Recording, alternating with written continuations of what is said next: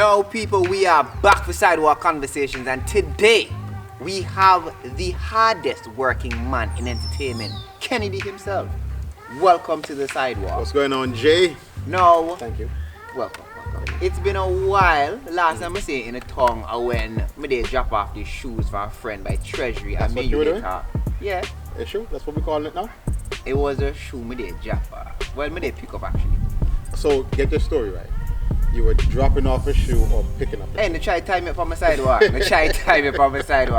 But regardless, you are here. We had a conversation about it. Say, yo, you need to come through and grace the sidewalk with your presence and so forth, because it's been a minute. Man. How have you been dealing with the whole pandemic situation?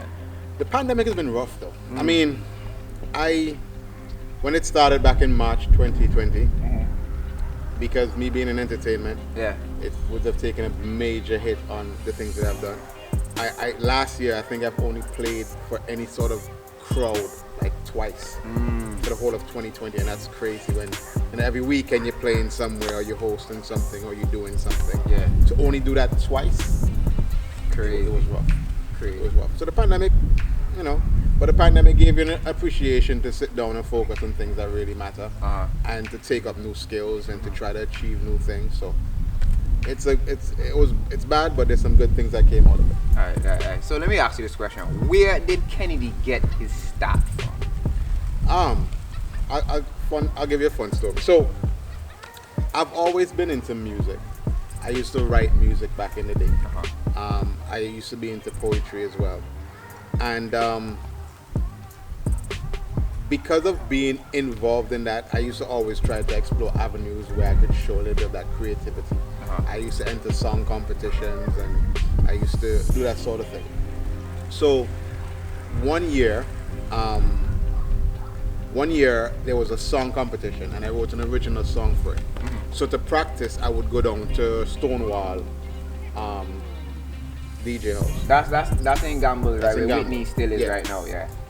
Big up Whitney and Stonewall. Yeah, man. So I linked up with Father Bear. Most people don't know Father Bear from Stonewall. Father Bear is one of the first persons when it comes to introducing me to music on a certain level. So because I had to go there to practice to sing, I also ended up getting a little bit of points and information on how to DJ. Yeah. So the whole DJ aspect of things really started there, because I was an aspiring musician, if you want to call it that. So I got into the DJ side of things through Father Bear and Stonewall. And right after that, I think a little bit after that, we were going into fifth form, and these guys came to the school and said, hey, we're doing a workshop. Yeah. It's a media workshop. You can get to learn about radio. And a couple of guys, some of my friends, we said, okay, cool, let's do this workshop, because we heard that the guys say, hey, there are going to be girls there from different schools, and that's all we really heard. We heard girls and that's it, different schools. So we had so we did it, and it was a really cool workshop. I got introduced to radio, a little bit of television, video, and that sort of thing. And from that workshop, we got an opportunity to do a show on Observer when it just started. Observer when it started back in 2001. It was a teen-oriented talk show called Teen Talk. So my start to radio really came from there. And I just kind of fell in love with it, and I've just been doing that ever since. So I've been involved in some sort of media or entertainment since that time. Okay. Now, giving your backstory with how you got started, which one do you prefer more? DJing, hosting, or being a content creator? Wow. I guess it depends on what point or time in my life we're talking about. Back when I was younger, DJing was my thing.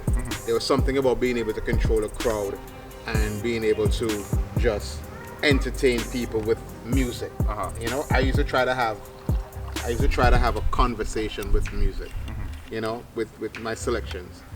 But getting older and standing up in front of a crowd and hosting, and you realize, yo, this is also really, really amazing.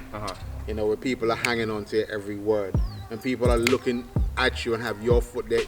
You have their full attention, and everything you say, they're just there with you. That was also pretty cool. And then also content creation came in. Content creation, I think, would have been least out of the three then, but now it's probably the thing that I like the most. I still do like hosting. I think a little bit with DJing, it's a little more in the back burner because and people might be mad when I say this, but I think DJing is a young man's game. You know what I'm saying? If you're not up to date with a lot of the young people music, when you go and play the club, you might be, putting yourself at a disadvantage. And so, but with hosting, that's still right up there. But the content creation, when people can sit down and say, yo, I like what this person created. I appreciate this piece of content. I mean, there's no other feeling than that. There's no other better feeling than that when you're dealing with that sort of business. Yeah, I can even shed some light on the whole content creation thing, where I remember when we were working on the EP in your kitchen at the time. Yeah, man. And remember the Maxers joke that we did about the car? Yeah. And after I did that whole long rant about how long Maxer's car has been around, you like tagged me in that. Yeah. Yeah, and it just blew up after then. Everybody knows me for the whole Maxer's thing and covering his car consistent. Yeah, man. I'm the public relations officer for Maxer's car 834. Big up yourself every time. Hey, what's going on with the car? It got towed the other day. What's happening? It got towed, and by 5:30 it was back on the road. Okay. Easy. But I'm gonna tell you something, right? And this might be what you call a conspiracy theory. But I really think that Maxwell's car is a transformer. Why so? I mean, if you've watched the Transformers movie and you remember the old time Transformers, yeah. I think it's one of those that have been here for a while that they'd never really die. True. You know what I'm saying? I think it's a symbol of hope. Honestly, I was like, if Maxwell's car goes down in 2021, like we are screwed. Like totally, we are screwed. But it's a classic, an icon nevertheless. Yeah. And but what has been one of your most favorite, memorable moments within your career? Oh, well, I got a couple, and a couple I can probably share with you. One is I met Toots and the Maytals. Toots Hibbert, R.I.P. He passed away earlier this year, I think. For those who don't know, Toots is a reggae artist, a ska artist, and he is the artist that most people would consider the one that gave the name reggae its name. He did a song called Do the Reggae, and that song is what people contribute to giving reggae music its name. So to say the least, he's an icon when it comes to that sort of music. I remember hearing his music before I knew who he was from playing Grand Theft Auto. He's a Grammy Award winning artist. He has a lot of songs that people don't realize is him. And I met him, and it was in a show in Angola called Moonsplash. And he came up to me after his performance and said, yo, I really like your energy, you're really, really good. And that to me probably was one of the most memorable experiences that I've ever had. Just because I did so much research on him, knowing his history and everything, and to finally meet him and share stage with him. He's just a cool dude. His music will live on forever. So has there been anybody in radio who you got to work with that was a dream come true? Because you're a man of many talents all over the Caribbean. In that way, you make sure you listen to different radio stations and so forth, make sure you're well plugged in and tuned in. Has there been anyone radio-wise that you wanted to work with or you have worked with that was like a dream come true? I'll give you two persons, and the two of them are two different sides of radio, so I'll give you two persons. One would be Julian Rogers. Julian Rogers has been a news person, a media person for many, many years, and he's probably what you consider the standard when it comes to news and media in the region. So I remember he was one of the persons that was managing Observer when we got the teen-oriented talk show. So he was very influential in kind of molding us into the direction that what I got into in terms of media. And even afterwards, sometimes in my career when I was doing certain things, there's something he told me once when I started a morning show for another radio station that just kind of got me on the straight and narrow and focusing on what I was doing in terms of media. So him is one. Another one I would consider my mentor when it comes to radio, especially on the technical side of it, John Silcott. I don't think I would be as talented as I am in radio if it wasn't for him. Uh-huh. You know what I'm saying? So those two persons definitely, yeah. And for those who don't know, John Silcott, he's the owner of, Family FM network, which is Vibes FM, and so on and so forth. But definitely Julian Rogers and definitely, John Silcott. But there are other persons that, you would have listened to coming up. You can't talk about radio in Antigua and don't talk about Sly J. Sly J is... Yeah, Sly J is good. I mean, Sly J is the most iconic radio person in Antigua. If you had to make a poll of the most iconic people, he's still doing that even to this day. Yeah. And he was doing that before I was even born. When I was born, going to school, getting up and listening to him, it's like clockwork. He's always there. He's always on. So you can't talk about radio in Antigua and don't talk about Sly J. You know what I'm saying? Yeah. There are persons across, and a lot of people don't know this, right? And let me tell you how influential Sly J is. I've been able to go to different islands across the region, and I've been able to hear persons who are radio personalities across the region, and I've seen and heard personalities imitate Sly J and his sort of radio style across the region. Now, when you live in Antigua and you don't go to places, you don't know this. Yeah. But I've seen persons in places imitate Sly J. They look at him as a standard and say, okay, I'm gonna try pattern my style off of that guy. Yeah. So definitely. Now, we talk about radio personals and all these big names and so forth, but persons may not know that you had your own show during the pandemic called the Mask Breathers Morning Show, and I had the privilege of being on there when you had a little entertainment segment going on. So let us know, all the persons at home know, how did the Mask Breathers Morning Show came about? With most of the things with the pandemic, the Mask Breathers Morning Show came out of boredom. You're home 24 hours a day really, and there's nothing that you have to do. And I just couldn't sit down and not do anything. So I started this Mask Breathers Morning Show, and the name in itself is for, of course, pandemic related. Yeah. And mask breathers, persons wearing a mask. At that time, you had, even now, but you had to, wearing a mask was the biggest thing. So I did the Mask Breathers Morning Show, and it just gave me a chance to sit down and have conversation with persons that I wouldn't necessarily have had a chance to. Yeah. So me get on here too. To be here last. Just cool.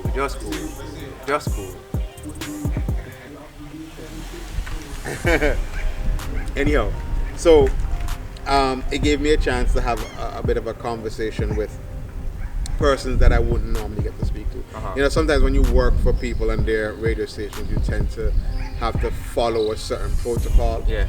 And sometimes if things don't make maybe monetary sense, you don't get to speak with people that you would really want to. With the Mask Breathers Morning Show and doing my own thing, it gave me a chance to speak to people like that.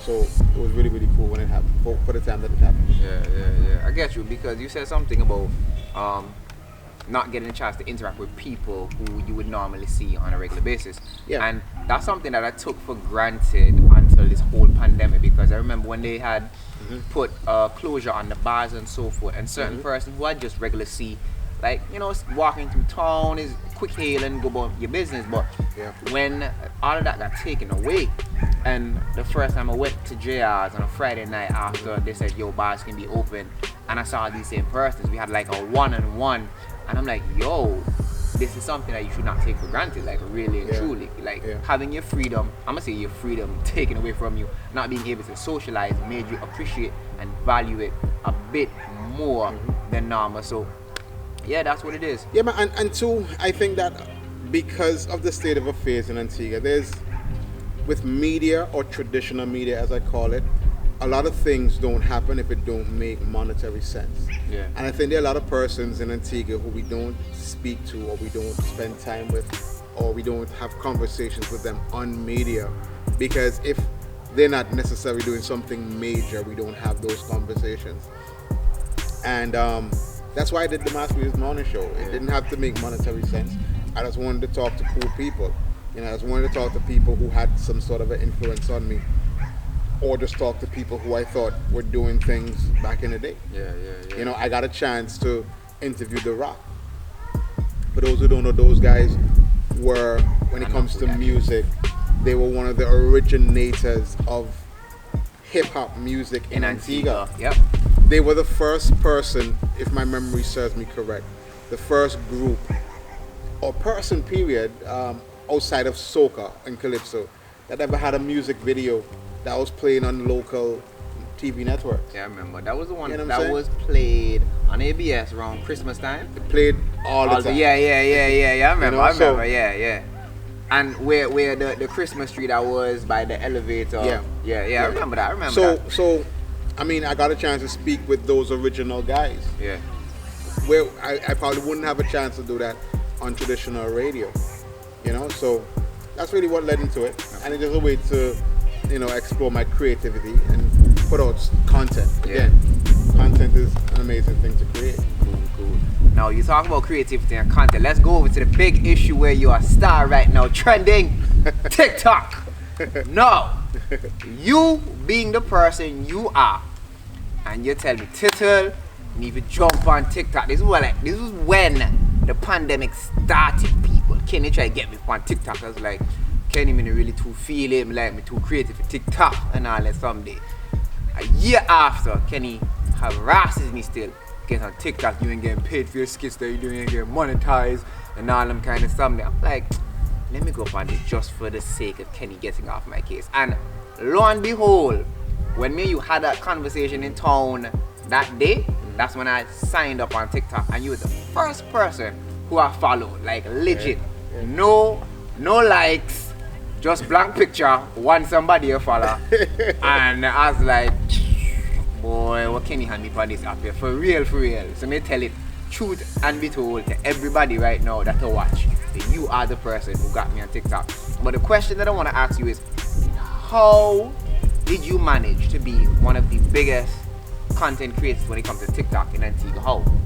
Well, okay, let me go back a little bit and give you maybe a start as to how I got on TikTok in the first place. So I knew about TikTok even back when it was Musically, right? Or it was associated with Musically. And, you know, I always thought, or most people thought it was a kids app. You know, it was, you know, a kids thing. So I never bothered with it to a certain extent. And one day I made a post on Facebook saying, should I join TikTok? And everybody said no. Everybody said no. And me being the troll that I am sometimes, because everybody said no, I decided to do it anyway. So I started the page, and I didn't post my first video until September, maybe 25th of September. And it was, you know, fairly okay. It wasn't nothing major. But what I realized and started seeing happening is that I realized there wasn't a major space on TikTok for Caribbean style content. Yeah. You know what I'm saying? What most persons were doing, what they were just doing the trends, and they were doing, okay, this person used this song, so let me use this song too. Because that's really what TikTok was built upon. It was built upon people using trends. Yeah. So I said to myself, you know what? I'm not using anybody's trends anymore. I'm not doing that anymore. I'm gonna start creating original content for TikTok. Because every trend starts somewhere. Every trend starts with an original person doing it. Yeah. So I'm gonna start creating original content for TikTok. I think at the time, I was probably at 10,000 followers. Because, I mean, when you do trends, I had trends that I've done that I got followers for. Yeah. Right? I had videos that I done that I got followers for. So, when I was at 10,000 followers, I did a video, words Jamaicans use that means something completely different. I think I saw that one. Yeah, I saw that one. Right? And I think the word I used was bulla. So, bulla in Jamaica is the bun. Right? But in other places that means something else. Yeah. And that video took off. I think that video at that time, I had 10,000 followers. I think that video got me like 60 or 70,000 views. And it got me a couple hundred followers. I'm like, yo, there might be something here. Yeah. So I continued doing original Caribbean related content. And I just never turned back from doing it. And I started doing that and created that avenue, I started seeing more people go into that space in terms of creating content based upon the Caribbean. Mm-hmm. So it really started from there, and people responded well to it. I kept posting those sort of videos, and you know, I've done variations of different things over the couple of months with it, but it's been received very, very well. Now, you saying all of that in terms of finding your niche and what content you like to create and so forth. Mm-hmm. How is it that you're able to be so consistent? Because you have like what? Over 60k followers, 1.2 million views. 1.2 million likes. Yeah, 1.2 million likes. Yeah, sorry. And I'm saying to myself, like, how is it that you manage to be so consistent? Well, again, a lot of it started during the pandemic. Uh-huh. So you had nothing but time. You know what I'm saying? I tell people I used to post maybe 6 videos a day. But that's really back when you did the trends. Yeah. But when you start doing original content, maybe it might cut down to doing maybe one. I do probably like 1 video a day now. And because it's my original content, I can always repost my videos. Yeah. You know, because it's my work. Right? So, when you're starting off, you gotta be very consistent in terms of your posting. That's what gets the algorithm, the TikTok algorithm accustomed to you. You gotta be very, very consistent with your posting. When you get a little bit bigger and your account is bigger, you can post once a day. You can post once every 3 days. But when you do post once every 3 days, you gotta really come with a video that you think will be mega. Alright. You know what I'm saying? But once you do find that niche though, and you do kind of have that avenue in terms of this is the content I'm going to create, the persons who follow you will give you ideas too. There'll be persons who say, hey, do the same video for St. Lucia. Like there's a series I did called Things You Don't Want to Say to Whatever Caribbean Person. It started off with 5 things you don't want to say to a Trinidadian, or 5 things you don't want to say to a Bajan. And then people will message you and say, hey, do that for St. Lucia. Do that for St. Vincent. Do that for this place. Do that for that place. And then you sit down, you start researching. And people will say, hey, you never tell a St. Lucian this. And a lot of that comes from the community that's built around the content. You know, but you have to be consistent to start off with. I get you. What was the initial reaction like when you got your first video? Well, not your first video, but you got to 1 million views. I got to 1 million views because I was doing the trending stuff before, and you know, it was somewhat welcome because I did have about 10,000 followers before I really started going deep into Caribbean content and really niching out. Before that, I was just doing what everybody else was doing. So I think I would have gotten to 1 million views by doing that. But the best feeling is being able to get millions of views on your original content. You know what I'm saying? Being able to get millions of views on the things that you come up with, the ideas you come up with. You know what I'm saying? Yeah. So that to me was probably the best part of it. You know what I'm saying? To sit down and think that I came up with this idea and over 1 million people liked it. I'll give you a joke about one. I did my highest viewed video ever done has 2.2 million views, somewhere around there, right?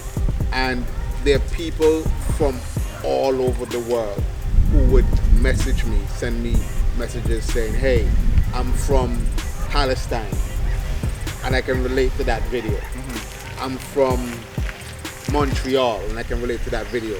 I'm from somewhere in Africa and I can relate to that video. When it started getting crazy though, was when persons who don't even speak English, whose first language isn't English, can tell you like, there's another million view video was one with the cornflakes. Like, what do you call cereal? Yeah, I remember seeing that. And when you had persons who were from, you know, Spanish speaking countries say, hey, we call it cornflake. You know what I'm saying? Yeah. That was crazy because those persons would never have necessarily seen any of my content. But they could relate to something that I did, and I don't think there's any other feeling like it. Sometimes you get addicted to that kind of rush and you think that you can make every video that way, but those are just really once in a lifetime videos in a sense, you know? I although it may be considered I have a big following on TikTok, and I'm not gonna ever make it sound like I don't have a big following. I do. But you do. You know, but I don't have a following like some people in terms of the million people following you, when no matter what you do, you're gonna get something that goes viral. But I'm glad for what I have so far. Now, I'm gonna touch this one where it's very, I'm gonna say touchy to the fact where you have the amount of likes, the amount of followers on TikTok where you're big within not just Antigua but within the region and the world, and you chose to cover the volcanic eruption in St. Vincent and the Grenadines, the last great volcano, and you covered it as a full-time journalist. Like every piece of information that came out video wise, you made sure you kept us abreast as what was going on, not just as a nation but as a Caribbean on a whole. Like what fueled you to wanted to cover that story particularly? Well, two things I could say. I didn't see many media houses covering it to begin with. Yeah. Right? And then I think I was on a live, and somebody, I have a lot of persons who follow me from St. Vincent, and they were saying, hey, Kenny, there's been some situation with the volcano and so on and so forth. So I knew about it somewhat, but there was no media coverage for it. Yeah. So I said, hey, I can sit down and complain and say, why aren't people covering this? Or I can use my platform and try to bring some sort of awareness to it and see what I can do to get people to reach out and help. So I use my platform. I use my platform to do that, and you know what I'm saying? I personally have a lot of friends in St. Vincent. Yeah. I got people that I care about in St. Vincent. So I had to do something. There's nothing else I could have done, really, but use my platform to put the word out there that this is going on, this is how you can probably help. This is updates as to what's taking place. I had persons who don't live in St. Vincent, who have family there, who would watch my video to keep up with what's going on. So I just had to do that. Yeah. You know what I'm saying? I had to do that. And anything that's happening in the Caribbean, that is a major event, I'm gonna try my best to use my platform to cover it. Because again, at the end of the day, I'm a media person, I'm a radio person. I could work for any media house if I wanted to, but it would be selfish of me not to use my platform for that. So I just had to do it.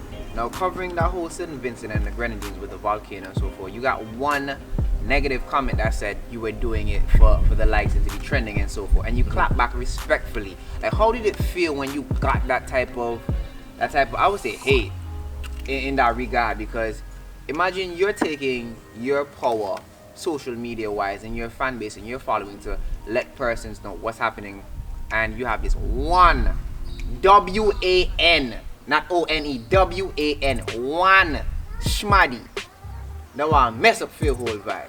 Well, you see, I've never been the type of person to delete negative comments or, but I try to use things as teachable moments, because I always think if a person looks at that and they can come across and see it in a negative light, it speaks more about them personally than it does about what I'm doing. Because it's almost like if you had the chance, you couldn't see yourself helping somebody else out. True. So you think that because you wouldn't do it, somebody else would do it. So I just had to use that as an opportunity just to show people that we're more alike than we are different. My main goal when I started creating content around the region was to connect us, was to be able to, show people that we as a region, we're more alike than we are different. We can discuss certain things on a certain level. We tend to be looked past when it comes to a lot of things on social media, because it's the Caribbean. They ain't even got 100 million people in the Caribbean. We're not worrying about the Caribbean. Forget them. But if you look at a lot of things in mainstream culture, and a lot of the persons who are musicians and artists, a lot of them have Caribbean roots. So I want to expose that to the world, because you may not know that. You know what I'm saying? I did a video the other day about Fresh Prince. I remember, I saw that. A lot of people don't realize that these people had Caribbean roots, so I have to just show the world, in a sense. And the Caribbean, we lick about we talawa. You know what I'm saying? That's saying. So I had to put that sort of thing in the atmosphere. I kind of reached out to TikTok, although they didn't really take me on too tough, and saying that I want to be able to work along with you guys to expose the Caribbean a little bit more. You know, because there's a lot of persons from this region that are very, very popular, that do a lot of big things, but nobody knows they're necessarily from the Caribbean because they're known for other things. Yeah. You know, and I want to expose that there are persons who live right here in the Caribbean who are doing some major things. And I want to help expose that. I want to help to put the Caribbean on a map internationally. You know, so things that affect us, I'm going to talk about it. Yeah. You know? Yo, Kenny, thank you for coming through. And again, you still are the hardest working man in entertainment to me. Trying. No, you still are. All me ask if you do, when outside open up, you and Strangler burn up barefoot truck. Pandu. That's all me ask for. I don't even know when we're going to have a carnival. You know what that mean? Cause me remember when I me pan Old Power Road, when I reach the digital side, you and Strangler burn up cross day. Silence. We're not gonna say no more. People, thank you for tuning into Sidewalk Conversations. This has been another great one with the man Kennedy himself. And we have to big up Aziz Abraham behind the camera every week, coming through, giving us that good footage and things. So stay tuned. Next week episode. We out.